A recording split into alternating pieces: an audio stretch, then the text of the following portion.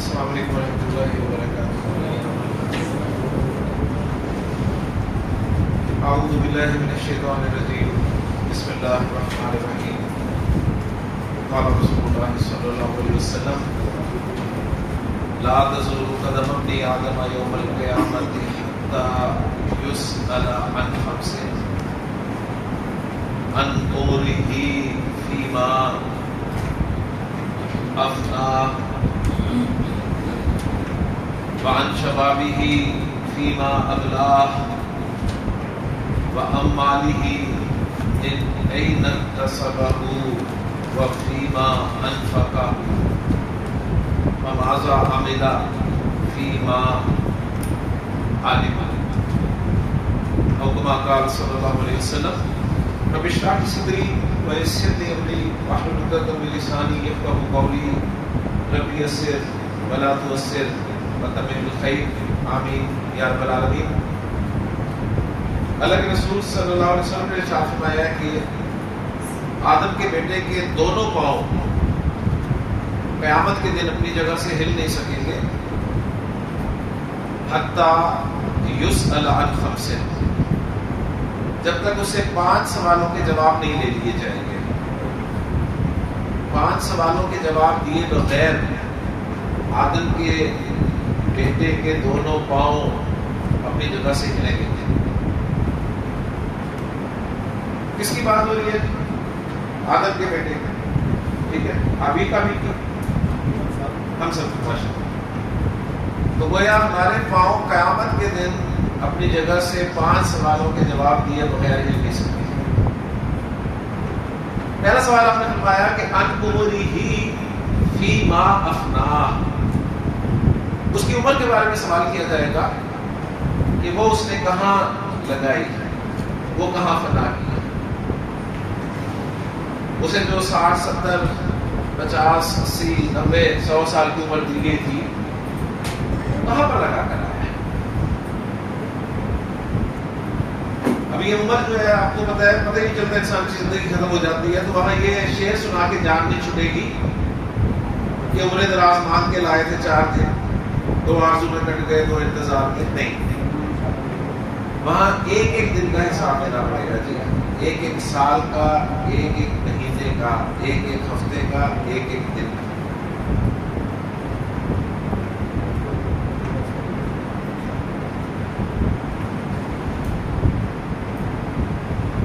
تو پہلا سوال عمر کے بارے میں ہوگا کہ وہ کہاں لگا کر آئے ہو۔ دوسرا سوال ہوگا وعن شبابہ فیما ابلاہ، اس کی جوانی کے بارے میں پوچھا جائے گا کہ وہ کہاں کھپا کر آئے ہو، جوانی کہاں کھپائی۔ حالانکہ جوانی اس عمر میں کور ہو جاتی ہے۔ جب عمر کا سوال کیا تو ظاہر بات ہے جوانی بھی عمر میں تھی، لیکن جوانی کا الگ سے سوال کیا جائے گا۔ جوانی دیوانی ہے نا، پتہ ہی نہیں چلتا کب آئی کب گئی، خیال ہی نہیں آتا انسان کو۔ لیکن یہ ایک ایسی عمر ہوتی ہے کہ اس میں انسان بڑے بڑے کام کر سکتا ہے۔ گواہ مضبوط ہوتے ہیں، گھنٹوں بیٹھ بھی سکتا ہے، گھنٹوں کھڑا بھی رہ سکتا ہے، حافظہ بڑا مضبوط ہوتا ہے۔ اس عمر میں تو خاصا حافظہ میں نہیں یاد رہتا ہے نا، زیادہ دیر بیٹھ جائیں تو گھٹنے درد کرنے لگ جاتے ہیں۔ جوانی میں انسان بہت کچھ کر سکتا ہے، لہذا خاص طور پہ جوانی کا سوال ہوگا کہ فیما ابلاہ، وہ کہاں کھپائی، کیونکہ جوانی کھپ جاتی ہے، یا جوانی دنیا میں کھپ جاتی ہے، یا پھر جوانی جو ہے دین میں کھپ جاتی ہے۔ تیسرا سوال ہوگا وَأَمْ مَالِهِ مِنْ أَيْنَ اكْتَسَبَهُ، اس کے مال کے بارے میں پوچھا جائے گا کہ وہ کہاں سے کمایا تھا، سورس آف انکم کیا تھا۔ آج آپ کے اکاؤنٹ میں پیسے آ جائیں نا ذرا بڑی رقم تو فوراً خطرہ ہوتا ہے آپ کو ایف بی آر کی طرف سے کوئی نوٹس نہ آ جائے، ٹھیک ہے، پوچھتے ہیں آپ سے ہاں جی کہاں سے آیا ہے، انکم اپنی جسٹیفائی کریں، اللہ بھی سوال کرے گا بھی مال تو تھا اتنا ماشاءاللہ کہاں سے کمایا، ذریعہ آمدنی کیا تھا، حرام تھا کہ حلال تھا، رشوت تو نہیں لی، سود تو نہیں کھایا، بہنوں کا بیٹیوں کا حق تو نہیں مارا، جھوٹ بول کر سامان تو نہیں بیچا، 2 نمبری سے مال تو نہیں کمایا۔ جتنی بھی حرام کی شکلیں ہو سکتی ہیں مال کمانے میں، اس سب کے بارے میں سوال ہے۔ اور چوتھا سوال اسی مال کے بارے میں ہوگا کہ اگر حلال سے بھی کمایا تھا تو فیما انفقہ، اس کو خرچ کہاں کر ہے، کہاں خرچ کیا، یہ بھی بتانا پڑے گا۔ اب خرچ انسان اپنے آپ پہ کرتا ہے، یہ بھی اللہ کی نعمت یہ ہوتی ہے کہ انسان اپنے آپ پہ خرچ کرے، ورنہ تو انسان اپنے آپ پہ بھی خرچ نہیں کرتا ہے۔ پھر دوسرے پہ خرچ کرنا تو اس سے بڑی بات ہے۔ اپنا مال انسان سوچتا ہے میرا مال، میرا، میری محنت، میری قابلیت، میری صلاحیت، کہ میں کسی کو لوٹا دوں، سوال ہی نہیں پیدا ہوتا۔ چلو اگر حلال بھی کمایا تھا تو خرچ کہاں پر کیا، اپنے آپ پہ خرچ کیا، اپنے بیوی بچوں پہ خرچ کیا، اپنے ماں باپ پہ خرچ کیا، اپنے رشتہ داروں پہ، دوستوں پہ، غریبوں پہ، محتاجوں پہ، اللہ کے راستے میں خرچ کیا؟ خرچ کرنے کا جواب بھی دینا پڑے گا۔ اور 5واں سوال آپ صلی اللہ علیہ وسلم نے فرمایا ماذا عملا فیما علما۔ اس کا ترجمہ لکھا ہوا ملتا ہے کہ جو علم حاصل کیا اس پر کیا عمل کیا۔ میں اس کا ترجمہ ذرا دوسرے انداز میں کرتا ہوں، میں اس کا ترجمہ اس طرح کرتا ہوں، جو معلوم تھا اس پر کیا عمل کیا۔ کیونکہ علم حاصل کرنا اگر کہہ دیا جائے نا تو پھر اسٹوڈنٹس کلاس میں تھوڑے ہو جاتے ہیں، وہ کہتے ہیں نہ علم حاصل کرو نہ جواب دینا پڑے گا۔ جو معلوم تھا اس پہ کیا عمل کیا۔ ہاں جی، کل کا لیکچر آپ نے سنا نماز کے حوالے سے، آپ میں سے کوئی شخص ہاتھ کھڑا کرے اور وہ کہے کہ جی مجھے تو پہلی مرتبہ پتہ چلی یہ بات کہ اللہ تعالیٰ نے ہم پہ 5 وقت کی نماز فرض کی۔ کوئی ایک اسٹوڈنٹ ہاتھ کھڑا کرے مجھے تو کل پتہ چلا ہے کوئی ایسا؟ پھر کیوں نہیں پڑھتے؟ لیکن اس کلاس میں کوئی اسٹوڈنٹ ایسا ہو جسے اس کلاس میں آ کے پتہ چلا ہو کہ جھوٹ بولنا گناہ کی بات ہے، سب کہیں گے جب پہلے سے پتا تھا۔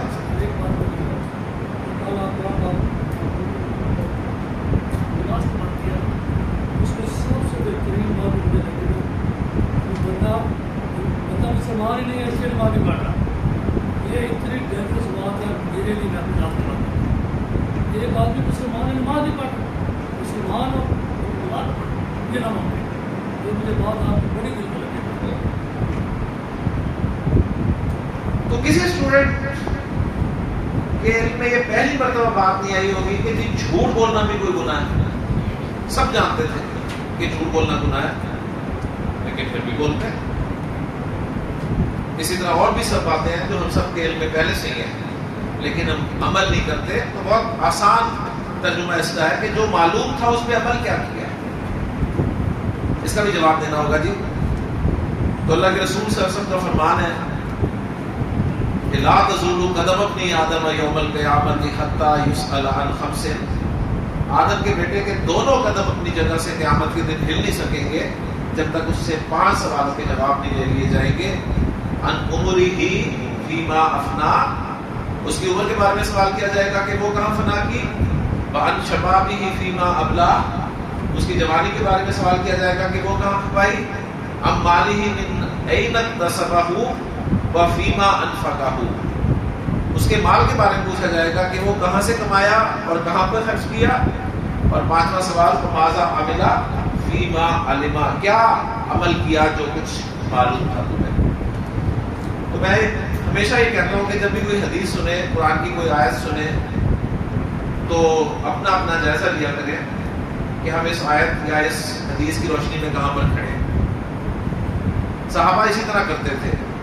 قرآن مجید کی آیت نازل ہوتی تھی, اللہ کے رسول صلی اللہ علیہ وسلم کا کوئی فرمان ملتا تھا تو وہ اس کی روشنی میں اپنا جائزہ لیتے تھے, دوسروں کا جائزہ نہیں لیتے تھے. ہمارا مسئلہ یہ ہے کہ ہم دوسروں کا جائزہ لینا شروع کر دیتے ہیں. اصلاح اسی وقت ہوگی جب ہم اپنا جائزہ لیں گے, اپنے آپ کو اس حدیث یا آیت کی روشنی میں پرکھیں گے, تو پھر کچھ بہتری کی امید بن سکتی ہے. اللہ تعالیٰ سے دعا ہے کہ اللہ تعالیٰ ہمیں, سیدھی سی بات ہے جی, ان سوالوں کے جواب دینا ناممکن ہے, بہت مشکل ہے, کوئی بھی نہیں دے سکے. یہ پھر اللہ کی رحمت ہی ہوگی کہ وہ اپنا کرم کر دے گا, لیکن بغیر تیاری کے ہی چلے جائے وہ بھی مناسب نہیں ہے. کچھ نہ کچھ تو تیاری کرنی پڑے گی نا, تو کچھ تیاری کر کے جائیں, پھر امید رکھیں گے کہ اللہ تعالیٰ اپنا کرم کرے گا, انشاءاللہ تعالیٰ کوئی غلطیاں معاف کر دے گا اور ہمارے لیے آسانی فرمائے گا. بہر اللہ تعالیٰ ہمیں اس دن کی تیاری کرنے کی توفیق عطا فرمائے. لیکن اس حدیث میں کچھ مرکب اضافی استعمال ہوئے ہیں, کیونکہ ہمارا مین ٹاپک چل رہا ہے مرکب اضافی کا, اور اس میں جو مرکب اضافی استعمال ہوئے ہیں وہ ہیں جی اس کی عمر, اس کی جوانی, اس کا مال. ٹھیک ہے, تو یہ دیکھیں, اس کا مال, اس کی جوانی, اس کی عمر, یہ سارے مرکب اضافی ہے. صحیح ہے نا. ہم نے کل کیا تھا جی زید کا گھر, تو میں کہہ سکتا ہوں جی اس کا گھر. ہم نے کہا جی حامد کی گاڑی, تو میں کہہ سکتا ہوں جی اس کی گاڑی. صحیح ہے نا. تو یہ اس جو ہے یہ کیا ہے, یہ ہے جی ضمیر. میں کہتا ہوں جی یہ زید ہے, اور گاڑی کی طرف میں کہتا ہوں کہ یہ اس کی گاڑی ہے, تو یہ گاڑی کس کی, زید کی گاڑی ہے نا. تو زید کے لیے میں اب اس کا لفظ استعمال کر رہا ہوں. صحیح. تو ہمارا ٹاپک ہے جی آج کا مرکب اضافی میں ضمائر کا استعمال.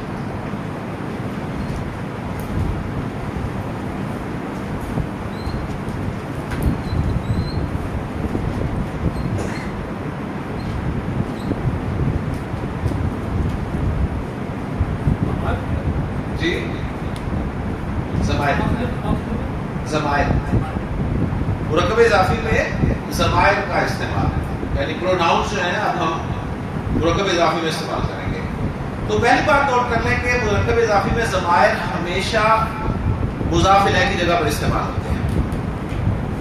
مرکب اضافی میں دو پارٹس ہیں نا, مضاف اور مضاف الیہ.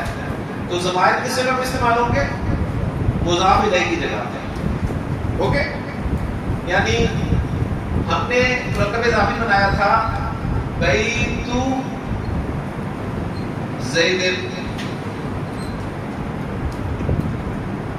یہ مضاف ہے,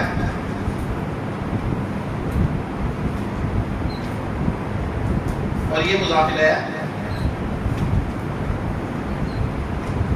اب ہم نے ضمیر استعمال کرنی ہے, تو ضمیر ہم نے مضاف الیہ کے لیے استعمال کرنی ہے.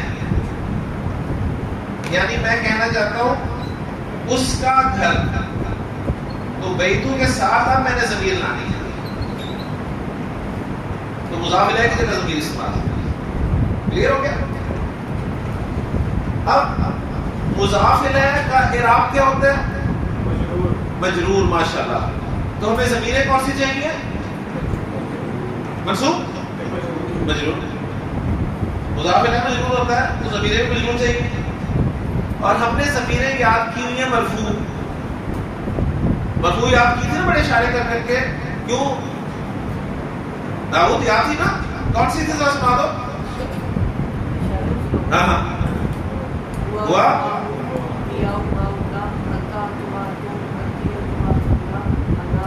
ماشاءاللہ. ہم نے مرفوع ضمیریں یاد کی تھی جی, ہوا ہما ہم, ہیا ہما ہمنا, انتا انتما انتم, انتی انتما انتمنا, انا نحن. یہ مرفوع تھی. آج ہمیں ضمیریں چاہیے مجرور, تو آج ہم مجرور یاد کر لیں گے. ٹھیک ہو گیا. چلے جی, مزے کی بات یہ ہے کہ جو ضمیریں میں آپ کو یہاں پر لکھ کر دوں گا بورڈ پہ, وہ منصوب بھی ہیں اور مجرور بھی ہیں. تو ایک ہی چارٹ آپ کو یاد کرنا پڑے گا، ٹھیک ہے؟ یعنی ضمائر منصوب و مجرور، یعنی یہ ایک ہی چارٹ آپ نے اچھی طرح سے یاد کر لینا ہے.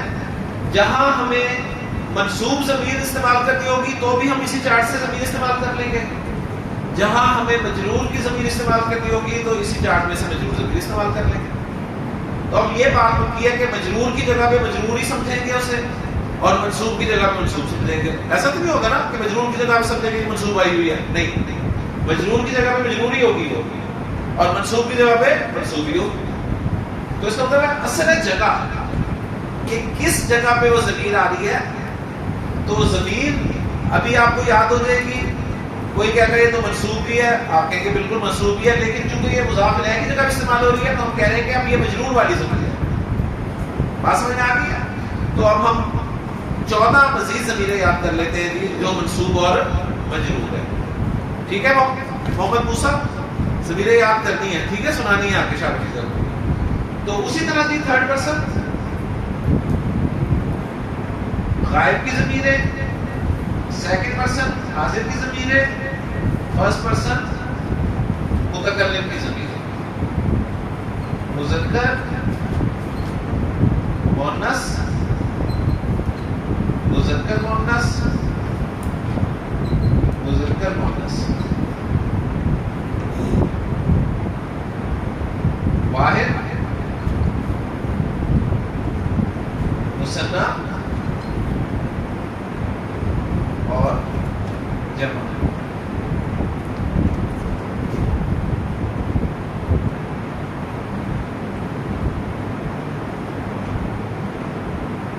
ضمیریں ہم نے یاد کرنی ہے جی.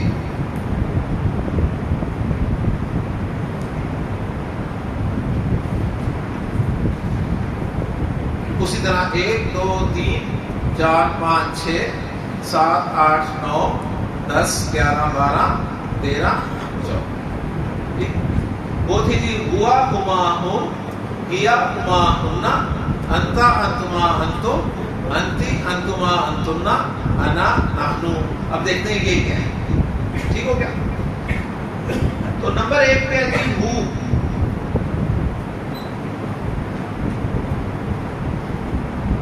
یہ منصوب بھی ہے مجرور بھی ہے، صحیح ہے. ابھی ہم نے مجرور کی جگہ استعمال کرنا ہے اسے. اب جب یہ مجرور کی جگہ پر استعمال ہوگی تو کیا معنی ہوں گے وہ بتاؤں گا، اور جب منصوب کی جگہ استعمال ہوگی تو پھر بتاؤں گا کیا معنی ہوتے ہیں. ٹھیک ہے، لیکن آپ نے لفظ یاد کر لینے ہیں. ہو ہما ہم، تو صرف ایک لفظ چینج ہوا ہے ابھی. وہاں ہوا تھا، یہاں ہوا ہے. صحیح. ہو ہما ہم. مؤنث میں جی ہا ہما ہننا.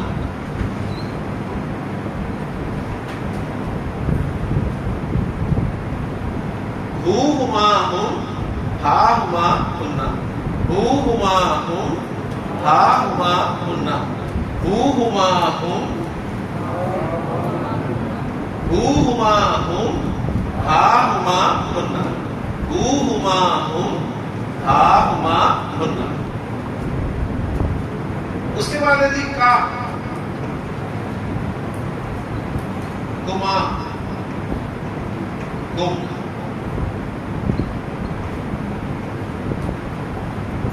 کا کما کم، ٹھیک ہے. کا کما کم، کا کما کم، کا کما کم. اور مؤنث بھی ہے جی کی کما کننا. کا کما کم، کی کما کننا. کا کما کم، کی کما کننا. کا کما کم، کی کما کننا. ہو ہما ہم، ہا ہما ہننا. کا کما کم، کی کما کننا. ہو ہما ہم، ہا ہما ہننا. کا کما کم، کی کما کننا. لیکن 13 نمبر ہے یا. یا پہ کبھی سکون آتا ہے کبھی زبر آتی ہے. ٹھیک ہے، قرآن مجید میں آپ کو اسی طرح لکھی ملے گی. اور آخری ضمیر ہے جی نا. یا نا، یا نا، یا نا، یا نا. ہو ہما ہم، ہا ہما ہننا، کا کما کم، کی کما کننا، یا نا. ہو ہما ہم، ہا ہما ہننا، کا کما کم، کی کما کننا، یا نا. جی بولیں. ہو ہا کا کی یا نا. ذرا آواز ہے پتہ تو چلے، اتنے ماشاءاللہ لوگ ہیں جی.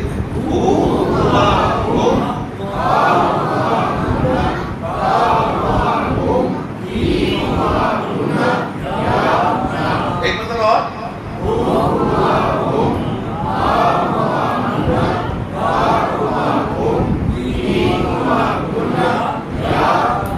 ایکسیلنٹ. ہاں جی کون سنائے گا؟ ماشاءاللہ جی بیٹا آ جاؤ ادھر. ایکسیلنٹ. نام کیا آپ کا؟ موئز، عبد المعیز. جی موئز الرحمان.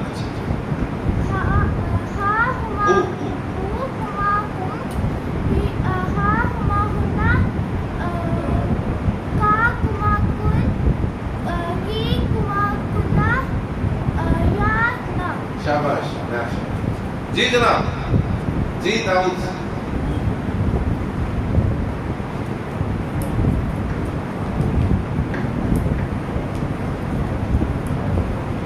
ہما ہم، ہا ہما ہننا، کا کما کم، کی کما کننا، یا نا.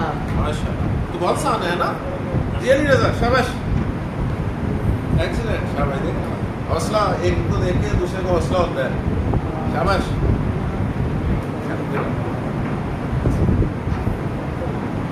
ہو ہما ہم، ہا ہما ہننا، کا کما کم، کی کما کننا، یا نا. شاباش شاباش شاباش شاباش. آج موسیٰ یاد ہوگی؟ آ جاؤ.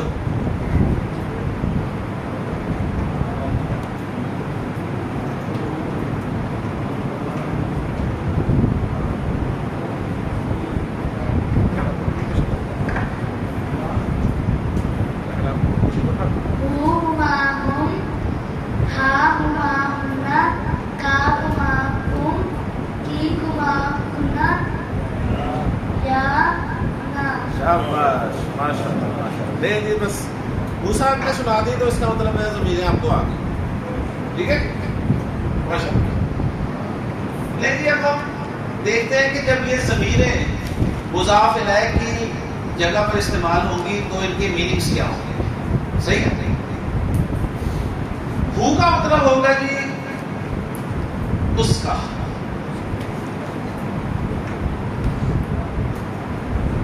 صحیح. یہ اس کے لیے استعمال ہوگی. میں پورا میننگ کا ساتھ ڈال کے لکھ رہا ہوں تاکہ آپ کو کلیئر ہو جائے. صحیح. اس کا، یہ ان کا، ان دو کا یا ان سب کا. ٹھیک. ان کا ہی ہم عام طور پہ اردو میں کہہ دیتے ہیں. کلیئر ہو گیا. یہ ہا جو ہے یہ بھی اس کا ہی معنی ہوں گے لیکن اس مؤنث کا. صحیح ہے. اس مؤنث کا. اور ہما ہننا، ہما ان دو مؤنث کا اور ہننا ان سب مؤنث کا.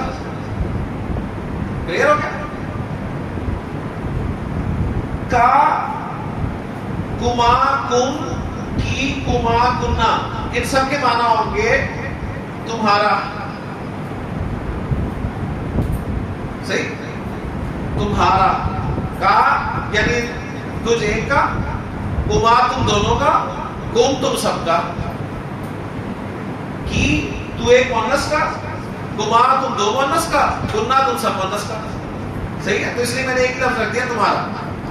یعنی ہم ایک کو بھی کہتے ہیں تمہارا، دو کو بھی کہتے ہیں تمہارا، جمع کو بھی کہتے ہیں تمہارا، مؤنث کو بھی کہتے ہیں تمہارا، جمع مؤنث کو بھی کہتے ہیں تمہارا. یا جو ہے یہ استعمال ہوگی جی میرا. ان معنی میں میرا. میرا، اور نا ضمیر استعمال ہوگی ہمارا. ٹھیک ہو گیا؟ کلیئر؟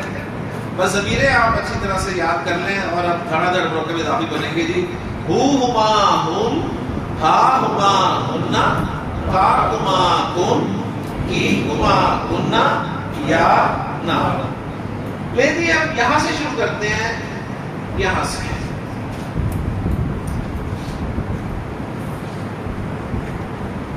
یہ جو یا ہے اس کے بارے میں ایک پوائنٹ نوٹ کرنا ہے، بڑا اہم پوائنٹ ہے، وہ نوٹ کر لیں ذرا.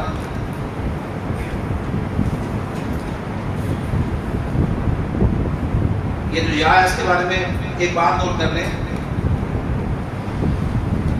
یا سے پہلے والے حرف پر ہمیشہ زیر آتی ہے.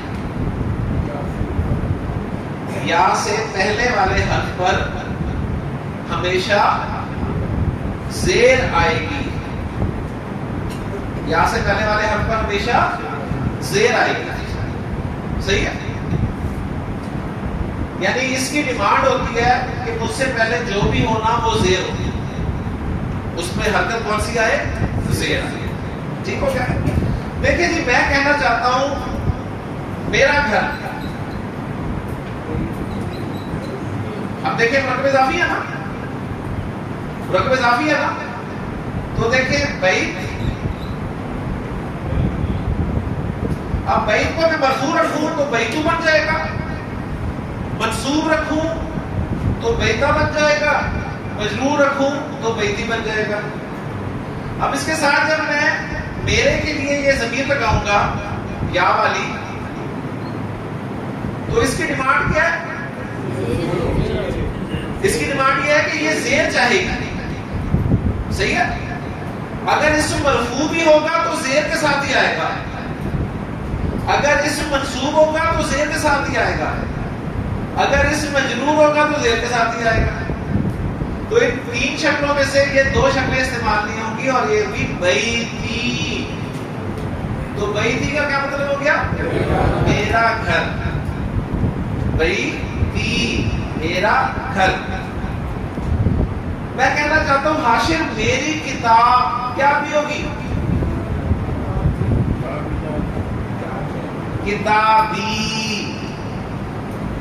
میری کتاب کتابی. حسین میرا قلم قلمی. ابو ذر میں کہنا چاہتا ہوں میرا سینہ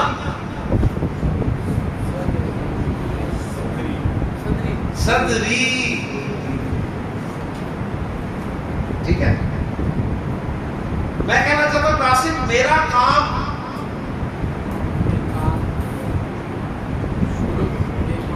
عمل بھی ہے، امر بھی ہے، امری. میں کہنا چاہتا ہوں میری زبان لسانی. میں کہنا چاہتا ہوں میری بات قولی. تو میں یہ دعا آپ کے سامنے روز پڑھتا ہوں آپ کے کہ رب اشرح لی صدری، اے میرے لیے میرا سینہ کھول دے. ویسر لی امری، میرے لیے میرا کام آسان کر دے.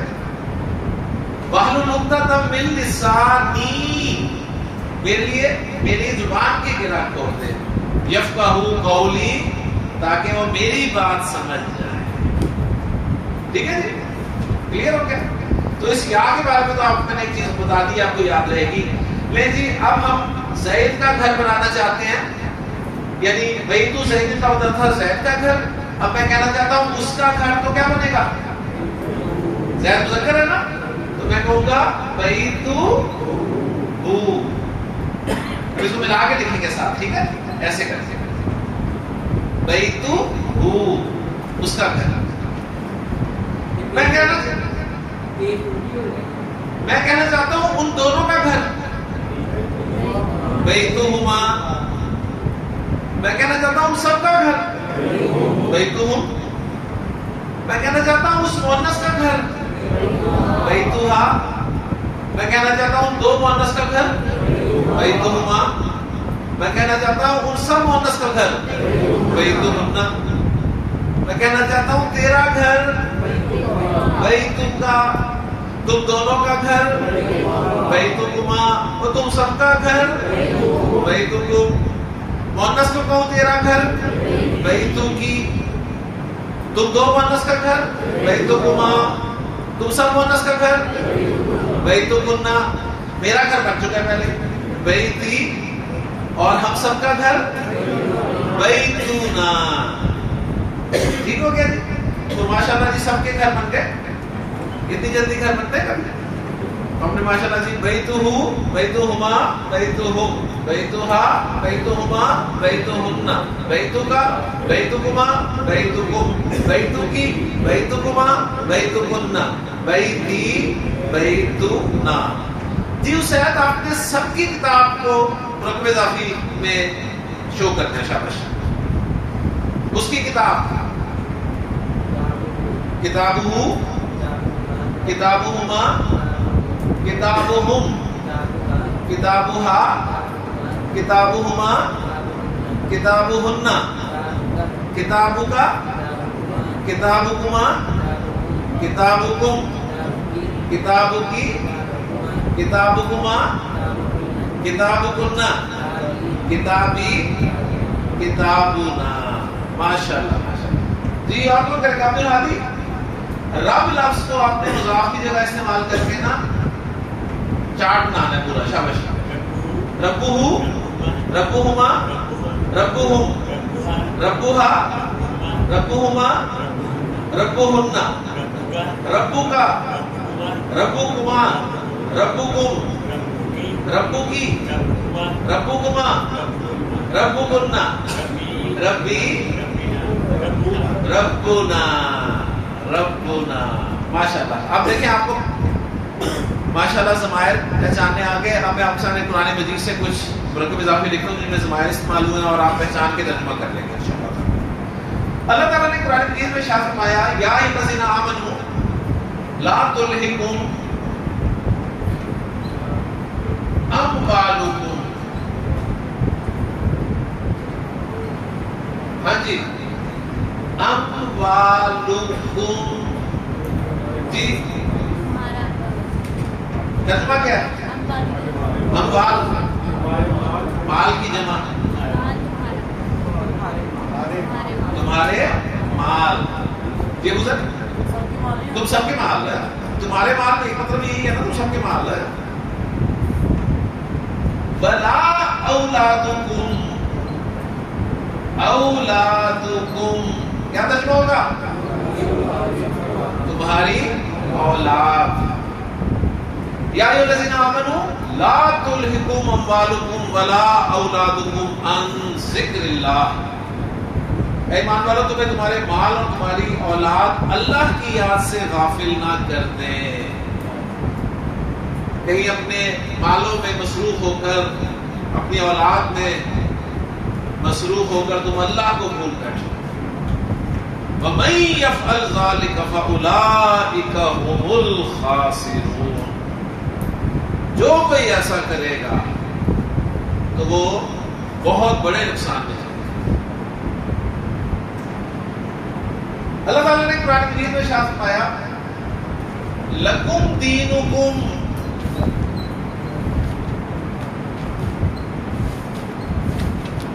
دینکم تمہارا دین، لکم دینکم تمہارے لیے تمہارا دین. ٹھیک ہے. قرآن مجید میں اللہ تعالیٰ نے فرمایا لنا اعمالنا، اعمالنا ہمارے اعمال، ہمارے لیے ہمارے اعمال، ولکم اعمالکم اور تمہارے لیے تمہارے اعمال. کچھ اور لکھتا ہوں جی.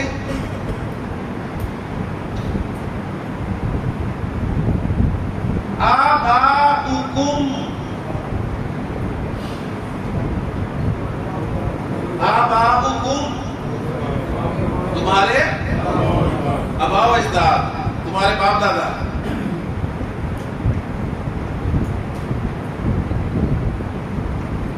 ابناؤکم، ابنا بیٹے، تمہارے بیٹے،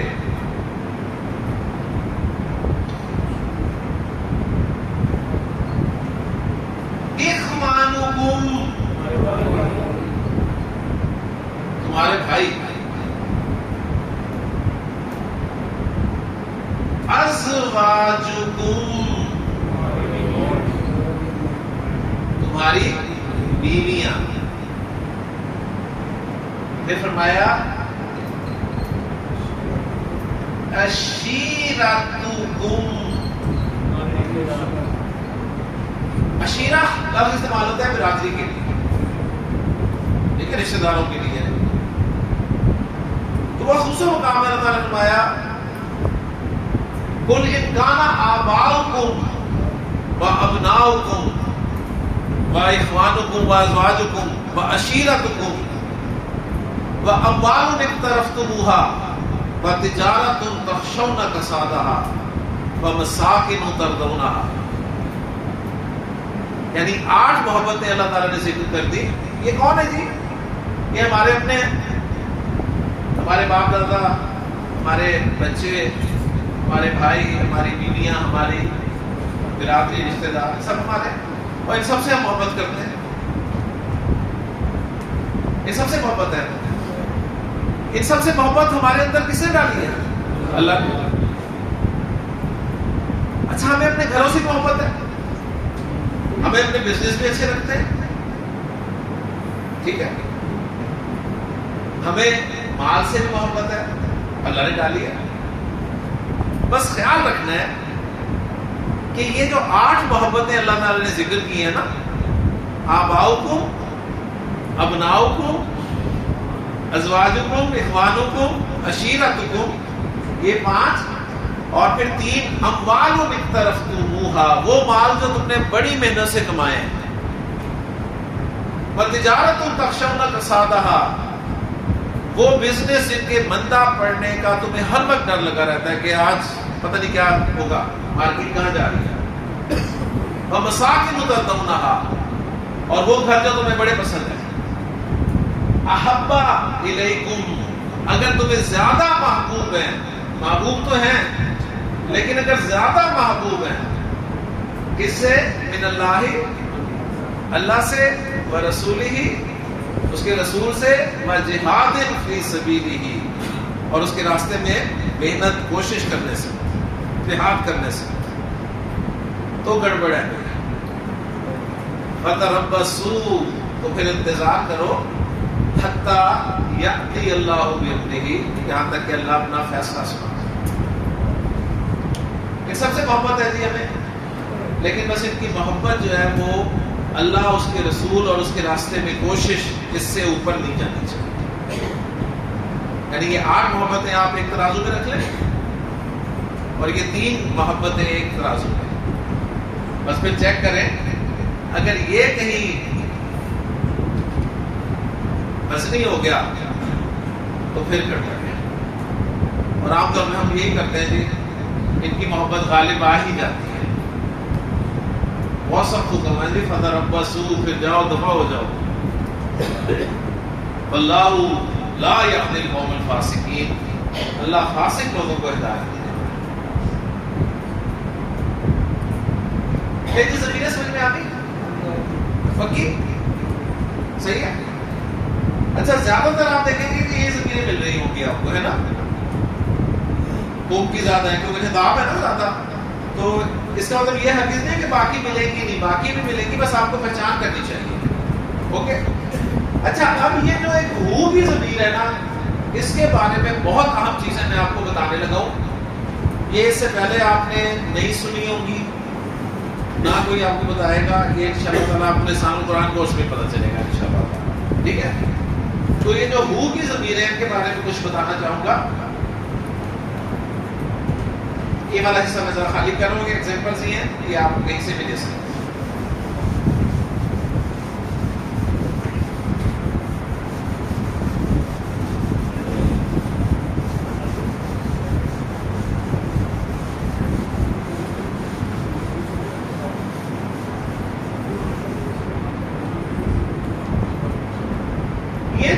کی ضمیر ہے نا، آپ کو ہو کی ضمیر لکھی نظر آ رہی ہے، یہ والی ضمیر پہلی ضمیر، یہ آپ کو قرآن مجید میں کبھی الٹی پیش کے ساتھ بھی لکھی ملے گی، صحیح ہے؟ یعنی یہ جو ضمیر ہے یہ آپ کو قرآن میں کبھی اس طرح لکھی ملے گی. فرق کیا؟ اس میں سیدھی حرکت تھی، اس میں الٹی پیش آ گئی، ٹھیک ہے نا؟ اور سیدھی پیش تھی الٹی پیش، یعنی سیدھی پیش کی بجائے الٹی پیش کے ساتھ بھی لکھی ملے گی. اصل تو دیکھیں وہی ہے نا. اب ایک اسٹوڈنٹ آتا ہے جی، ایک دن اس نے بال سیدھے بنائے ہوئے، ایک دن اس نے پیچھے کو بنائے ہوئے، تو نہیں پہچانیں گے؟ پہچان لیں گے نا. تو ہو کبھی آپ کو اس طرح بھی لکھا ہوا ملے گا، کبھی قرآن مجید میں آپ کو یہ ہو کی ضمیر جو ہے کھڑی زیر کے ساتھ بھی لکھی ملے گی، کبھی آپ کو کھڑی زیر کے ساتھ لکھی ملے گی، کبھی آپ کو یہ ہو کی ضمیر جو ہے وہ سیدھی زیر کے ساتھ لکھی ہوئی. تو یہ جو پہلی ضمیر ہے نا، اس کی مختلف شکلیں ہیں. کتنی شکلیں بنی؟ چار بن گئی نا. ایک اس کی اوریجنل شکل، باقی تین. یعنی کبھی آپ کو ہو جو ہے سیدھی پیش کے ساتھ مصحف میں لکھا ہوا ملے گا، کبھی الٹی پیش کے ساتھ لکھا ہوا ملے گا، کبھی کھڑی زیر کے ساتھ لکھا ہوا ملے گا، اور کبھی سیدھی زیر کے ساتھ لکھا ہوا ملے گا. بات سمجھ میں آ گئی ہے؟ اب میں آپ کو بتاؤں گا کہ کب ہو پر الٹی پیش آتی ہے، کب کھڑی زیر آتی ہے، کب سیدھی زیر آتی ہے. اوکے جی. اب یہ بتا لوں اصل چیز جو ہے وہ، یعنی یہ تو آپ نے پہچان لیا کہ یہ ہو آپ کو مختلف شکلوں میں ملے گا قرآن مجید میں، صحیح کہتے ہیں. ہو پر الٹی پیش اس وقت آپ کو ملتی ہے جب ہو سے پہلے والے حرف پر زبر حرکت ہو یا پیش حرکت.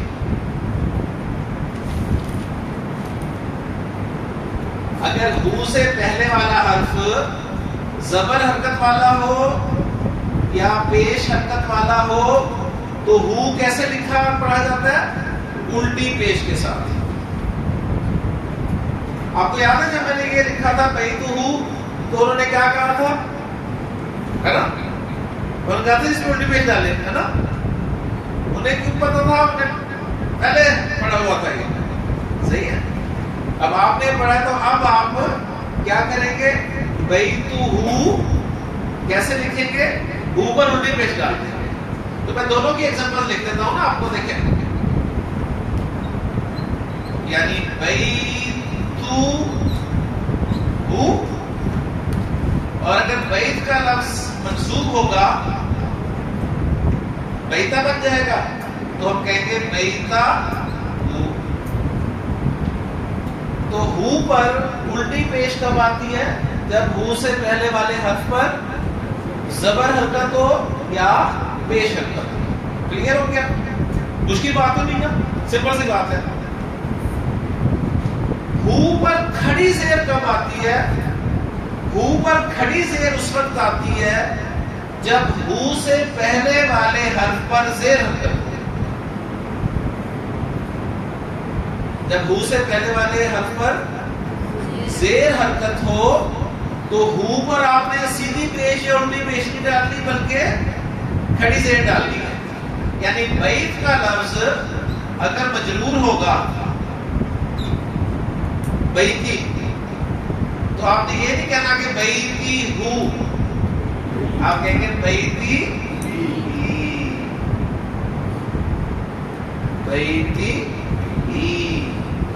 ابھی میں انشاءاللہ پریکٹس بھی کراؤں گا آپ کو اس کی. یہاں تک تازہ کر لیں ذہن میں بات. ہو کی کتنی شکلیں؟ 4. کون کون سی؟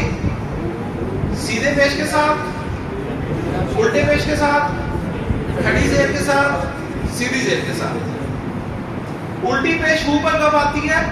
جب ہو سے پہلے والے حرف پر زبر یا پیش حرکت ہو. ہو پر کھڑی زیر کب آتی ہے؟ جب ہو سے پہلے والے حرف پر زیر حرکت ہو. ٹھیک ہے. اب ہو پر زیر حرکت کب آتی ہے؟ جب ہو سے پہلے والا حرف سکون کے ساتھ ہو، لیکن وہ سکون یا پر ہو، یعنی یا ساکن ہو صرف، تو ہو پر سیدھی زیر آئے گی. صحیح ہے؟ یعنی ہو سے پہلے کون ہو؟ یا ساکن ہو. جیسے آپ دیکھیں، آپ کو ملتا ہے سورۃ البقرہ میں پڑھتے ہیں آپ الف لام میم ذالک الکتاب لا ریب فیہ، تو یہ ہوئی ہے، اس سے پہلے یا ساکن ہے تو ہو پر سیدھی زیر آتی ہے. جب یہ تین نہ ہو، جب یہ تینوں نہ ہو تو ہو سیدھی پیش کے ساتھ لکھا ہوا ہے. ٹھیک ہے جی؟ جب ان تینوں میں سے کوئی صورت نہیں ہوگی تو ہو سیدھی پیش کے ساتھ ہی لکھا ہوا ملے گا آپ کو. اب میں آپ کو پریکٹس کراتا ہوں تھوڑی سی. میں ہو کو خالی چھوڑتا ہوں، دیکھتا ہوں آپ کتنے ڈالتے ہیں، صحیح حرکتیں ڈالتے ہیں کہ نہیں ڈالتے ہیں. ٹھیک ہے؟ میں کہتا ہوں جی، ہاں جی، من،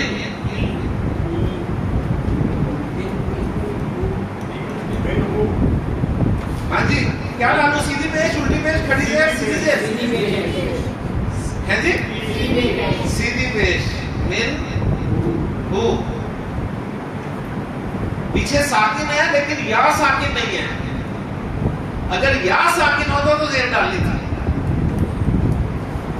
ہم کہتے ہیں جی حضرت عثمان رضی اللہ تعالی عنہ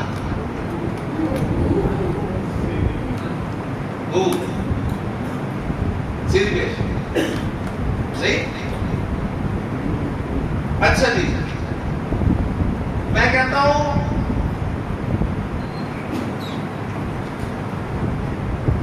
لام زبر لا اور اس کے ساتھ ہو ہے، کیا ڈالوں؟ الٹا پیش.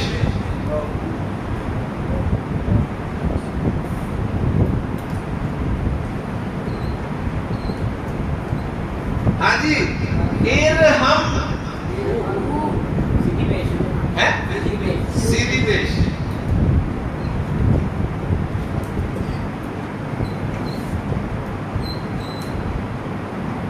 آفی کھڑی زیر. تو آپ دعا میں یہ تو پڑھتے ہیں اللہم اغفر لہ ورحمہ وعافہ واعف عنہ. ٹھیک ہے؟ لے آؤ پانی. ہاں جی، سمجھ آ گئی؟ ڈال سکتے ہیں نا. اوپر کون سی حرکت پکا کر لیں، پھر میں انشاءاللہ قرآن مجید کا ایک ٹیکسٹ لکھتا ہوں آپ کے سامنے. حفاظ سے درخواست ہوگی وہ نہیں پڑھیں گے اسے، کیونکہ انہوں نے پڑھ لینا ہے اس کو. ٹھیک ہے نا؟ انہیں زبانی یاد ہی ہونا ہے، لیکن جو حافظ نہیں ہے ان کے لیے ٹیسٹ ہو جائے گا. اوکے جی؟ چلے جی، میں لکھتا ہوں ٹیکسٹ آپ کے سامنے. اس ٹیسٹ میں حفاظ شامل نہیں ہے.